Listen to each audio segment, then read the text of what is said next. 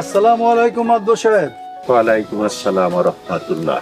আলহামদুলিল্লাহ, আপনার সাথে দেখা হয়ে খুব ভালোই হইলো। কি বিষয় মাদবর সাহেব? আরে চিন্তিত হয়েন না তো। আরে চিন্তা হওয়ার মতো তেমন কিছুই না। হুজুর, আপনার কাছে আমার একটা আবদার আছে। কিসের আবদার বলেন? আল্লাহ যদি আমার তৌফিক দেন আমি নিশ্চয়ই আপনার আবদার পূরণ করব। হুজুর, আমার মাইয়া আয়েশারে আপনি আরবি পড়া শিখাইবেন। কোনো অজুহাত চলবো না কিন্তু।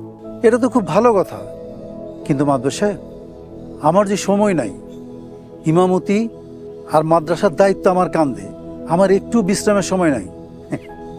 নিরাশ হয়েন না, খুব ভালো নিয়ত করছেন, আল্লাহ নিশ্চয়ই একটা ভালো ব্যবস্থা করে দেবেন ইনশাআল্লাহ। ধন্যবাদ, একটু আশার আলো দেখলাম।